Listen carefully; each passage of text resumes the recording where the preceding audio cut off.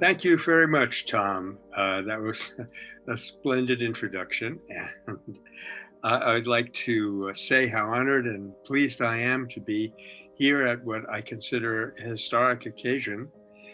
And, the term blessed occasion is thrown around kind of glibly, but this one has actually been blessed, I understand, by His Holiness Pope Francis. And I call it historic because if you read something like Jeffrey Nuttall's book, Christian Pacifism Through History, you discover that Christianity rediscovered gospel nonviolence age after age, but they didn't call it nonviolence. So I think this rediscovery that we have the privilege of witnessing right now may be the definitive one, I think, because it actually makes a lot of difference that we have landed on exactly the right word to express what we need in this century. And, just for me personally, my teacher, who is from Kerala, he taught thousands of people to use the prayer of St. Francis, Lord, make me an instrument of thy peace, in our meditations. And so one day I asked him, you've taught so many people to use this prayer. What would you say is the essence of the prayer? And to my surprise, he pointed to my heart and he said, your desire to be an instrument of peace is the essence of this prayer. Understood for me. So that desire of mine, which has driven the entire adult section of my life, has, I think, taken a really big step forward today. And following in the footsteps of Bishop Katongole and his marvelous talk, I also would like to share with you a story. It's a true story about a woman named Pauline Jacobi. She was 92 years old, and she did her grocery shopping at the local supermarket and had a bit of a disability, but she was getting into her car. And suddenly a man jumped into the car with a knife and said, give me all your money. And Mrs. Jacobi said, young man, Jesus is always with me in this car. And if you kill me, I'm going straight to heaven. And you're going straight to hell. So they proceeded to have a bit of a conversation, at the end of which the man was crying, put away his knife, and started to back out of the car.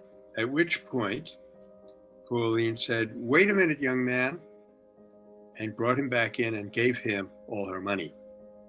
This is a perfect illustration of the two hands of nonviolence, which was kind of the theme of the film. And I really am so grateful to you, Ken, for reminding me of that image of Barbara Demings.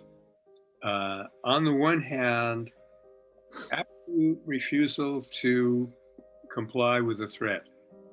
On the other hand, absolute willingness to help a human being in need. And of course, the role of Jesus also comes into the story beautifully.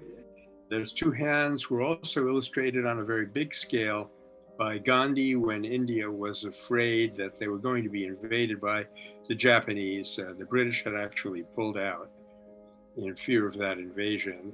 And he told his followers, he was starting something at that time called the Peace Army, Shanti Sena.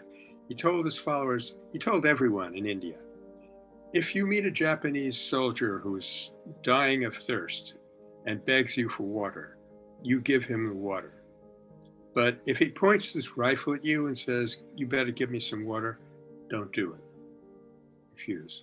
So those two hands are openness to the human being, refusal to put up with threat, run constantly through the history of nonviolence. So I'm happy to tell you that the film that you just seen, and at least some of you appreciate it very much, I understand, is not a standalone project. The bigger project called the Third Harmony Project also includes a book called The Third Harmony, and in fact, a board game called Cosmic Peace Force, Mission Harmony 3.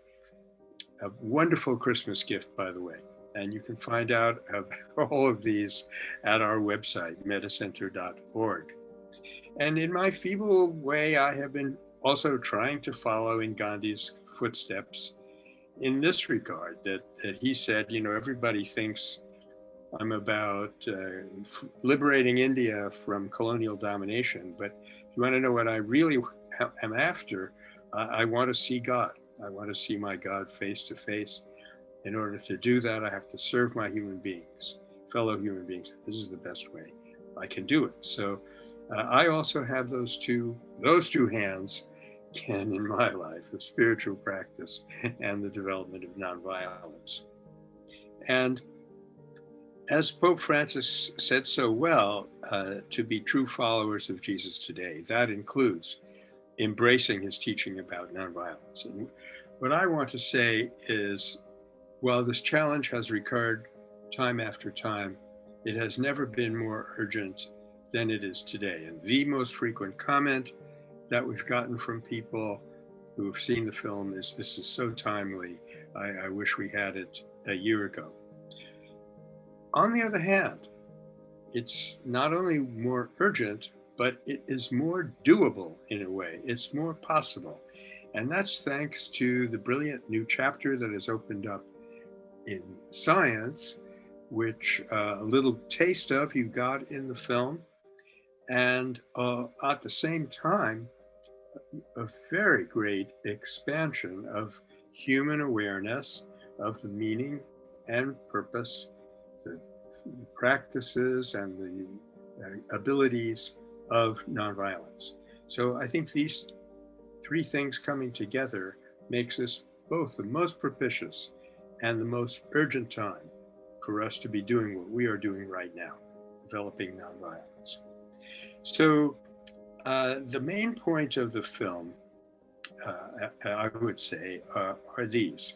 The first one was delivered by the first line of narration by Doc Lafayette, when he said, "Nonviolence is a kind of power. It's a power based on love, and every human being has that capability." And to think that because the word nonviolence starts with a non, that it's a non-something instead of the most important something has been extremely misleading. And St. Augustine in the City of God said, I'm quoting him here, "As there may be life without pain, while there cannot be pain without some kind of life, so there may be peace without war, but there cannot be war without some kind of peace. Because war supposes the existence of some people, some natures," he says, "to wage it. And these natures cannot exist without peace of one kind or another." So, in other words, all spiritual traditions teach us, and we all know from our personal experience, that in every one of us, there is a positive drive and a not so positive drive. The Hebrew sages called it the Yetzir Tov, the positive urge, and Yetzir Ra, the negative urge.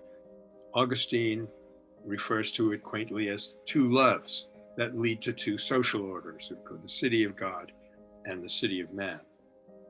And as the Pope said in his return during the Nagasaki Day of Remembrance, the deepest longing of the human heart is for security, is for peace and stability. Because those two drives are not on an equal footing. I may be over my head here theologically, but I believe that if we declare that the negative drive has an equal reality to the positive drive, that used to be known as the Manichaean heresy. No, the negative drive is a shadow, a reflection of that positive drive.